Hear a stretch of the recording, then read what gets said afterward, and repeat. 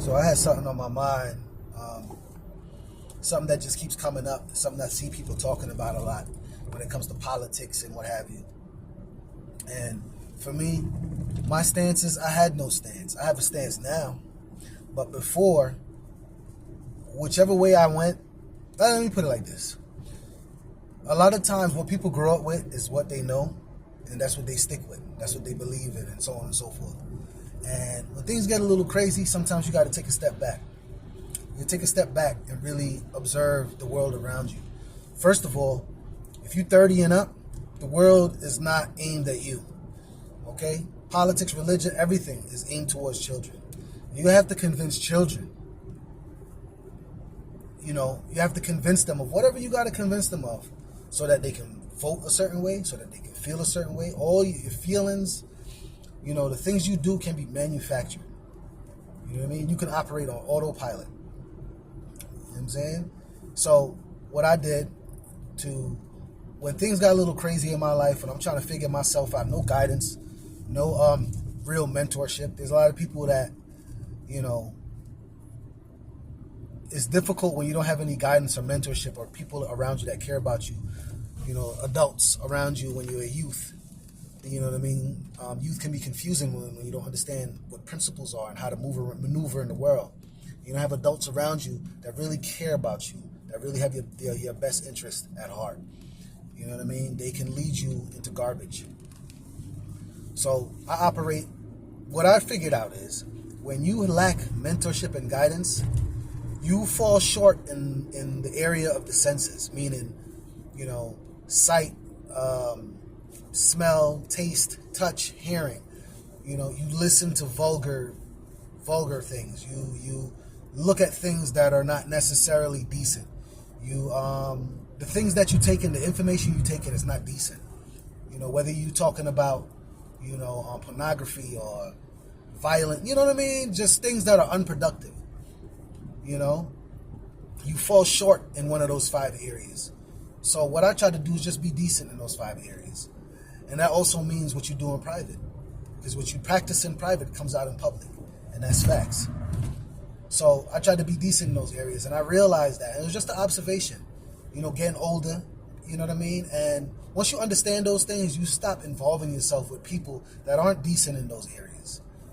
Because a lot of times you come from a certain environment and you want to help people and you think they're like you. And it ends up biting you in the end. You know what I mean? Because you confuse,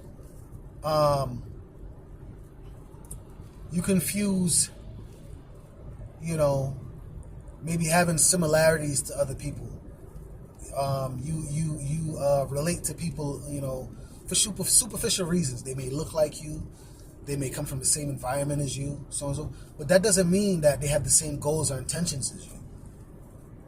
You know what I mean? So a lot of times we make that mistake of trying to help people that aren't trying to help themselves and definitely not trying to help you.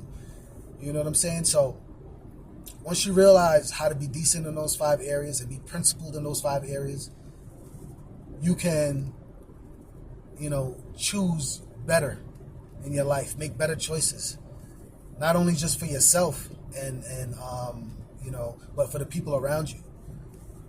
You know what I'm saying? A lot of times people won't mess with you. Decent people won't mess with you because of the people you affiliate yourself with. Excuse me. You know what I'm saying? So you have to work on being decent in those areas. And a lot of people, when you're talking about religion and things like that, the purpose, let's say Santa Claus. What does it do for kids? It encourages them to behave themselves because they feel like Santa is looking at them and they won't get no gifts at the end of the year. Well, the same thing with God, right? Whatever you practice, whatever the case may be, it's an eye on you in private. You know what I mean? But at some point in your life, man, when you get to a certain age of maturity, you shouldn't need people to look at you. You shouldn't need anybody to look at you in your privacy for you to behave yourself. You know what I mean? For instance, if you're going to go cook food for your family, you're not going to be digging in your underarm or your nose or anywhere else that's inappropriate and then go fix food for them. And your kids catch you doing that and you fix your food, then wash your hands. They would never trust you again. Never trust you around food again. Nobody would ever eat from you again.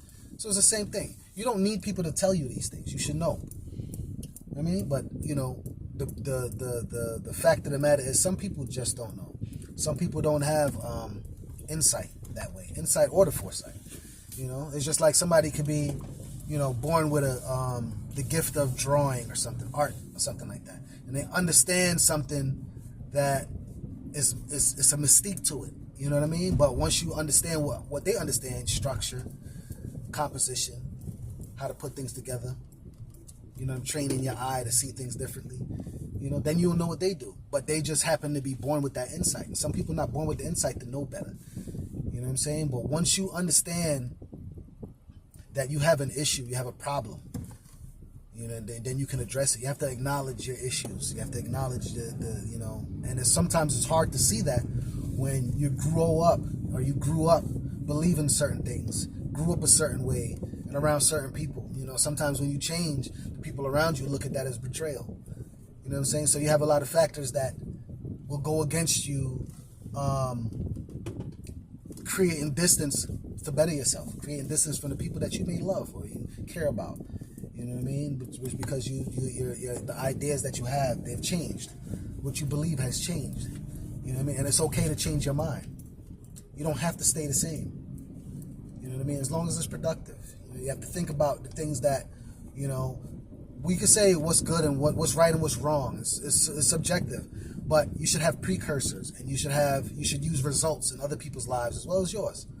You know what I mean? If the results is not optimal, they're not what you want it to be, then maybe it's not the best approach or the best things to chase after. You know what I'm saying? So, and a precursor would be like, I'll give you an example, like your grandmother, right? You could have road rage with somebody, and then you see him as an old person, like, okay, you know, whatever the case may be. But if you were following your grandmother to the store and she's doing silly stuff in traffic, you're going to let her slide because that's your grandmother. You know what I'm saying? So you should, that now, you use that as a precursor now. When somebody's doing that, they may not be your grandmother, but you would treat them like how you would treat your grandmother, or you would treat them like how you'd want other people to treat your grandmother. You know, so that's having a precursor. Your kids are precursors. Your grandmother, the people that surround you that you care about, those are precursors. You use that to try to maneuver through the world, man. But I say that to say, my stance now is based on principles, the principles of those five senses, and that's how I operate. You know what I mean? And one more thing, if it doesn't have to do with legacy, if it doesn't have to do with fertility and stability, I want nothing to do with it, and you shouldn't either. People will say you shouldn't tell people what they need, or so on and so forth. But if your foundation is shaky, if your foundation isn't stable, whatever you build on top of that is always going to fall